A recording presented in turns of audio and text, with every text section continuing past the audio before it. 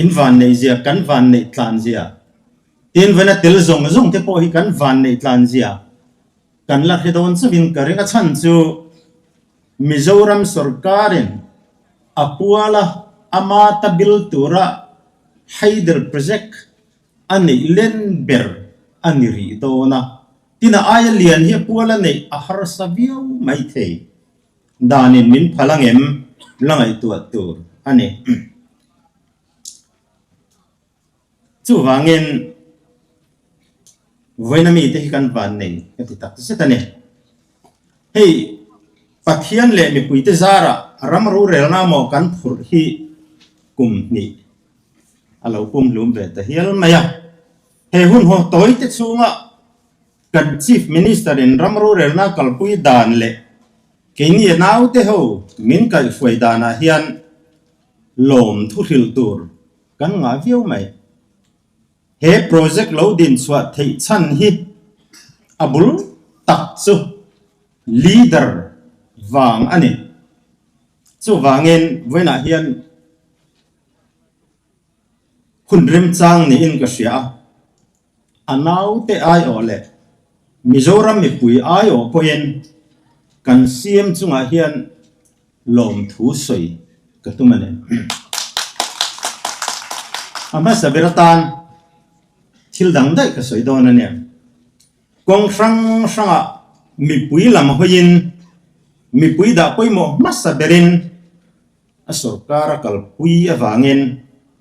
sarkar le mi pui ai o in lom thu kan soi phot te ini nau te hian chief minister thorin zia kan hu pa ka thokrim tur tir kan ngai bik lem lo hei hi Hruaitu tling zia ane lungrual takle rim taka tho hu na chuan ra tha po chu ve poka he ni lek sarkar kai khoi chunga Mizoram min ni puile mi puiten ma so na kan don zo zai hi angai thape piang tenena soi a phu ve in kan sia pakhat na chuan India ram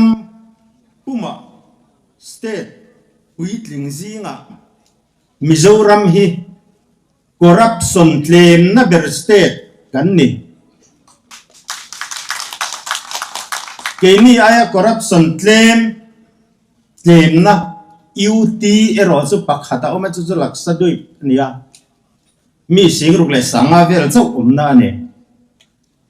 a area phei chu thiar karane tereu te belkhom phei chuan square kilometer somruk borvel chavani khopa khatia lek chau hiani chu wangin buglung thum hona han khai chi po kan ni lova state zinga chuan corruption claim na ber state ni turin kum ni sungin Mizoram hi kan chuak theya chunga chun leader te chun mon phur ve bo kang chu apa ni na chuan India ram apian tir atanga kum somsari pakua ani chung hian khoi state mai nan la thlen ngai reng lo ziak le chiar thiam vek na state masaber kan ni theya chu kum ni chungin kan no chu kan ne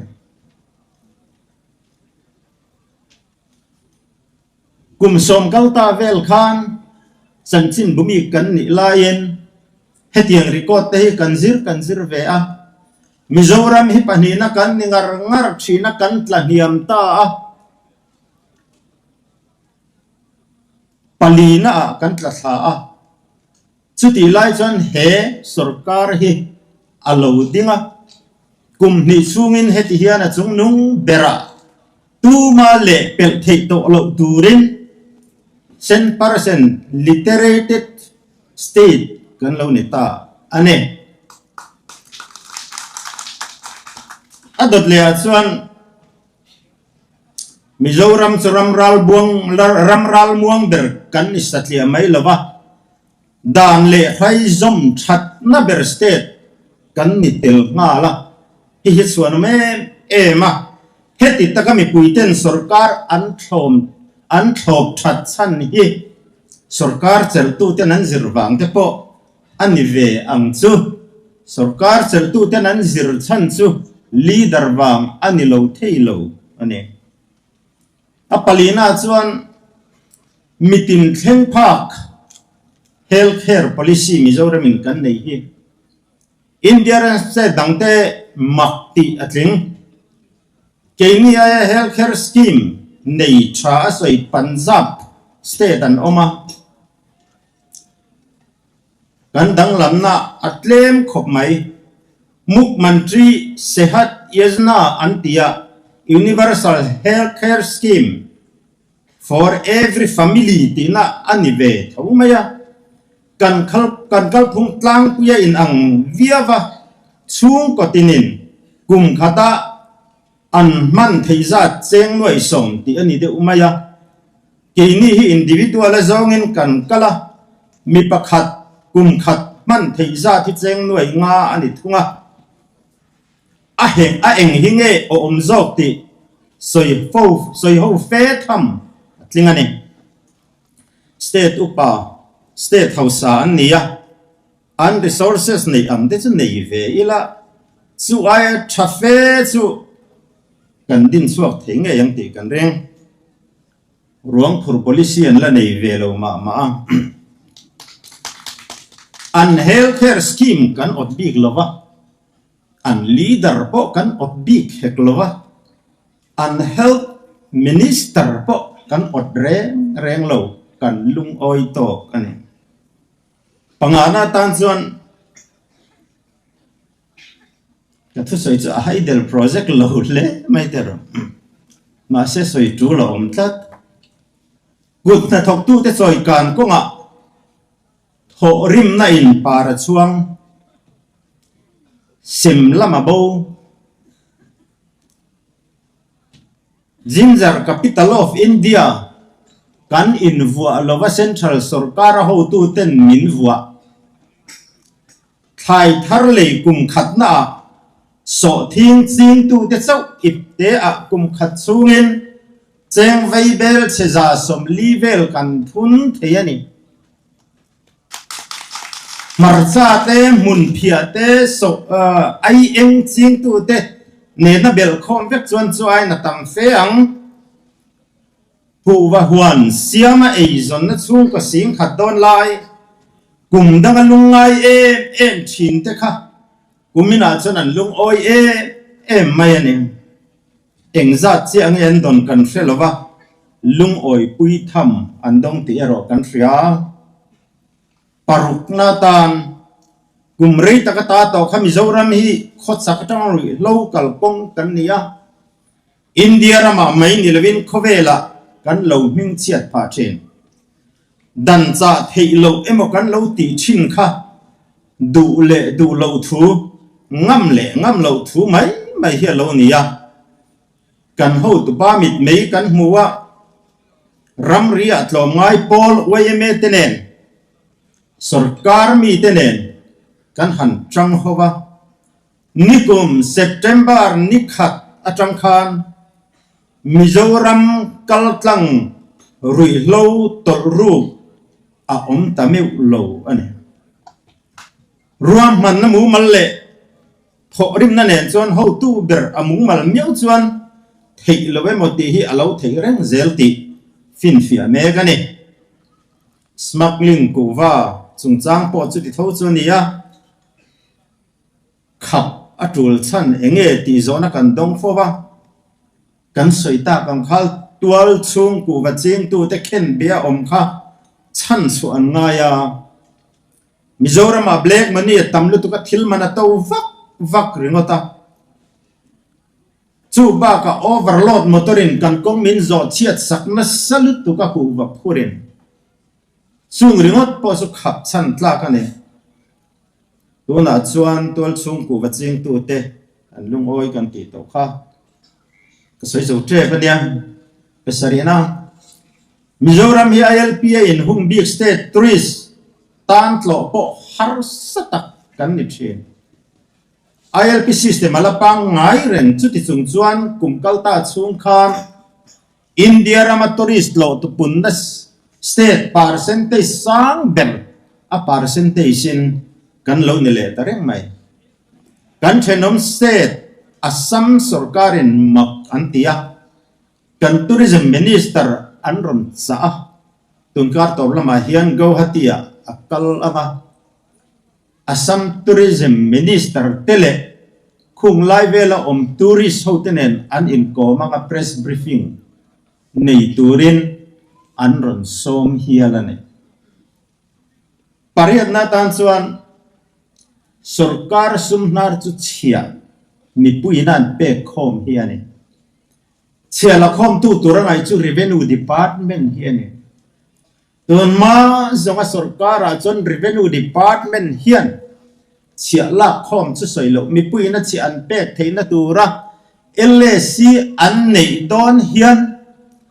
minister recommendation zuk ngaya mole alet lingin kan kalthi na ne chu maya ni lo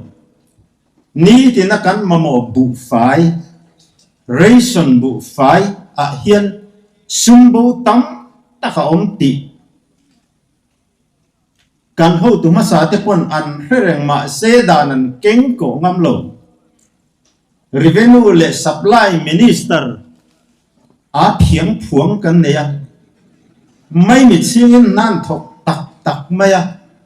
tuna chuan revenue le supply department atang ringo ta kum khata kan sum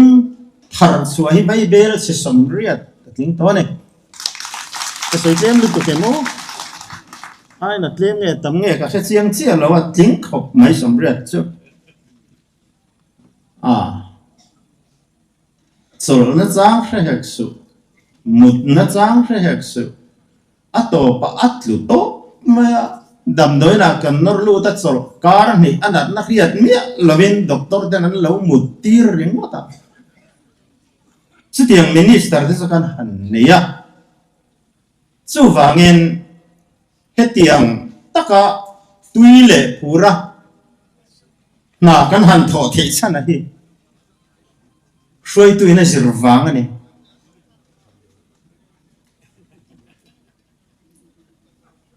leaderin zirlo se kanin sikneu newanga ha dam takan na thodan Hlep ruk dan te kan thiam lo ni biklo ma se kan ho tu pa kan na kan tingam lo kan thok lo thei lo thi na tin ani e le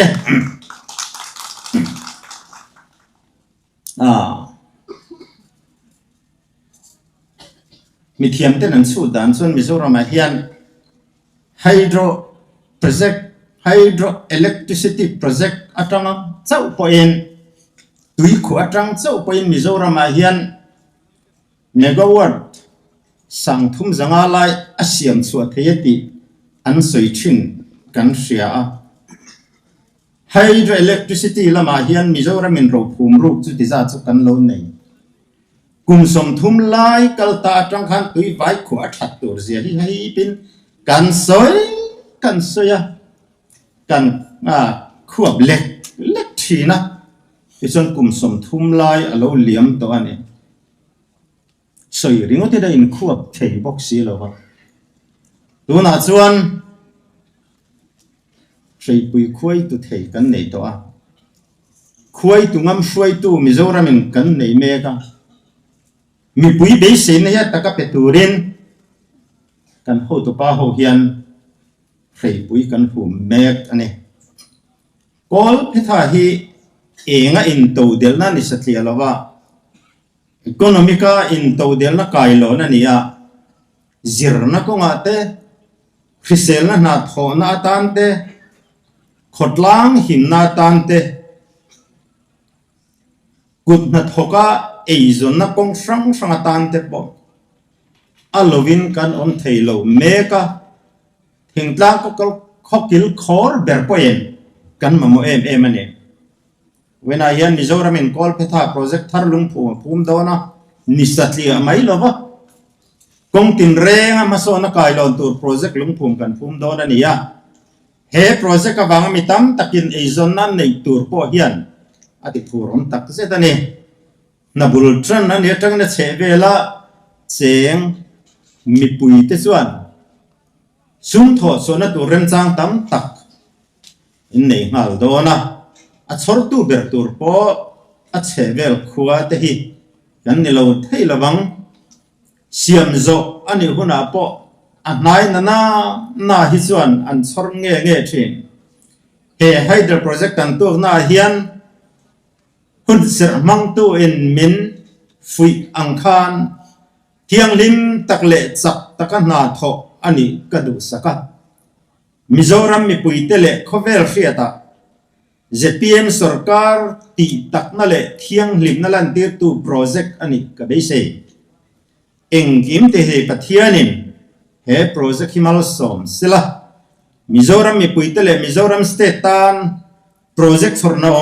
ani theinan thok tu te zong